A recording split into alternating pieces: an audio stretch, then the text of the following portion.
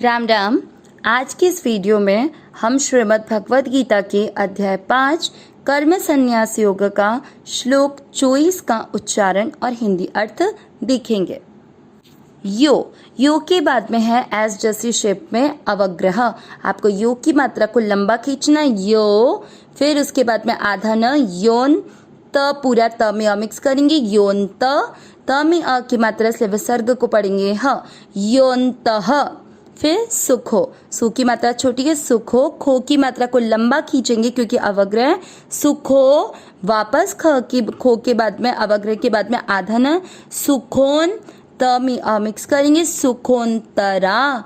फिर रा, म पूरी के साथ आधा से रामस। पहला चरण रिपीट, योन्तः सुखोन्तरा रामस। दूसरा चरण देखते हैं। त में अ मिक्स करेंगे, तथा, था के बाद में आधा न, तथान, त पूरे के साथ आधा र है, तथांतर। आगे ज आधे के साथ यो, ज्योति, ज्योति। रे, व में अ मिक्स करेंगे, रेव। य पूरे में अ मिक्स करेंगे, य, और य में अ की मात्रा से विसर्ग को पढ़ेंगे, ह, रेव यह। दूसरा चरण रिपीट, तथांतर ज्योतिरेव यह। पहला और दूसरा चरण साथ में, योन्तः सुखोन्तरा रामस, तथांतर ज्योतिरेव यह। तीसरा चरण देखते हैं। स में अ मिक्स करेंगे, स, योगी, गी की मात्रा बड़ी लंबा खींचना, योगी। ब्रह्म, ब्र का अर्थ होता है ब आधा और र पूरा। इसके बाद में जो है उसका मतलब हुआ ह आधा और ह के अंदर है म पूरा। ब्रह्म। निर्वा, वा के ऊपर आधा र, नी के साथ आधा र पढ़ेंगे, निर्वा। अण में अ मिक्स करेंगे, निर्वाण। उण पे अनुस्वार शब्द पुराने के बाद इसलिए आधा म, निर्वाणम। तीसरा चरण रिपीट करते हैं। स योगी ब्रह्म निर्वाणम। चौथा चरण देखेंगे अब। ब्रह्म, बिल्कुल वही शब्द जो हमने तीसरे चरण में इसे श्लोक के देखा, ब्र, ब आधा र पूरा, और उसके बाद ह आधा तो ब्रह, और म में अ मिक्स करेंगे, ब्रह्म। आगे भू पे बड़े ऊ की मात्रा, बड़े ऊ को खींचना है, भूतो। दो के बाद में अवग्रह है, आपको तो की मात्रा को लंबा खींचते हुए धी छोटी बोलना है, भूतो दी, भूतो धी। ग के साथ आधा च, गच्छ, छ में अ मिक्स करेंगे, गच्छति, भूतोदि गच्छति। चौथा चरण रिपीट, ब्रह्म भूतोधि गच्छति। तीसरा और चौथा चरण साथ में। स योगी ब्रह्म निर्वाणम ब्रह्म भूतोधि गच्छति, ब्रह्म भूतोधि गच्छति। ध वाला चीज ध्यान रखनी है। पूरे श्लोक का उच्चारण एक बार वापस। योन्तः सुखोन्तरा रामस, तथांतर ज्योतिरेव यः। स योगी ब्रह्म निर्वाणम ब्रह्म भूतोधि गच्छति। एक बार वापस। योन्तः सुखोन्तरा रामस, तथांतर ज्योतिरेव यः।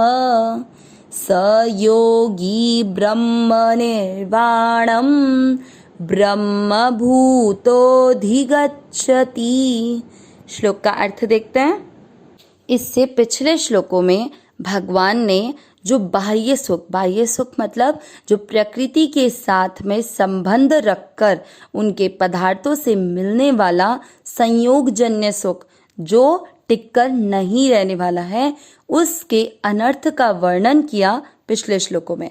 अब भगवान आभ्यंतर सुख मतलब जो अपने स्वरूप में होने वाला सुख का भंडार है, उस तत्व को महसूस करता है, उस सुख की महिमा को जानता है, जिससे वह केवल परमात्मा में ही लगा रहता है।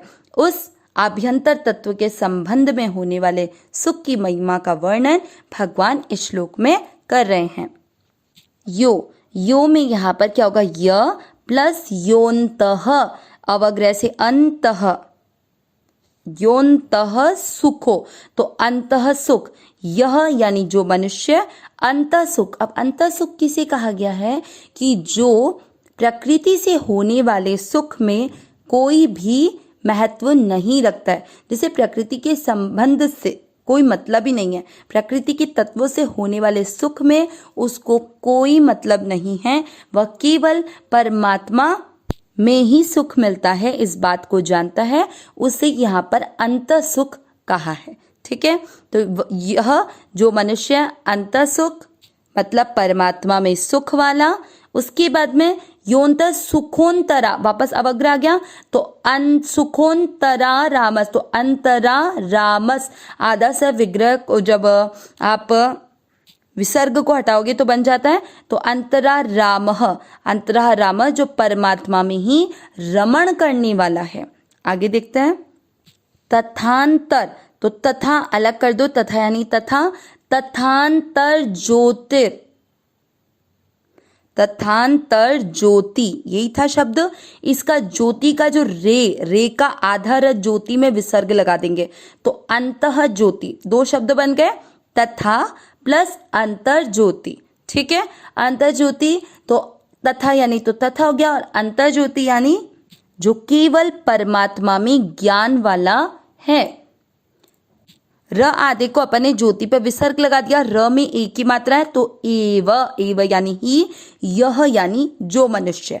तो पहले और दूसरे चरण से क्या अर्थ निकला, जो मनुष्य अंतः सुख वाला यानी परमात्मा में सुख वाला है, केवल परमात्मा में ही रमण करने वाला है, और केवल परमात्मा में ज्ञान वाला है।